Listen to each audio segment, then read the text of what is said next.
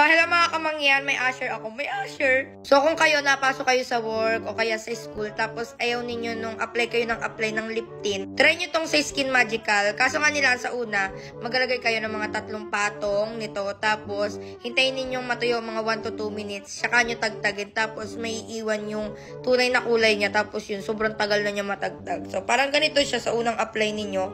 Tapos matutuyo yan, tuklapin ninyo, ganyan-ganyan. So kahit magkakain kayo dyan o kahit maghapon kayong hindi mag-apply, mag-reapply ng mga ng lip tint. O yan, meron talagang kulay, may matitira at matitira diyan sa labi ninyo. Ang problema lang, sobrang tagal talaga niyang tagtagin.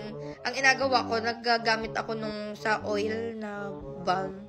Tapos yun yung inapagtagtag ko. Kasi nga, hindi siya madala sa sa tubig. So, yun lang naman guys. Kukunti na lang yung stock nila nito. And meron tong 3 shades. So, ayan. Tingnan nyo na lang sa yellow basket for the go.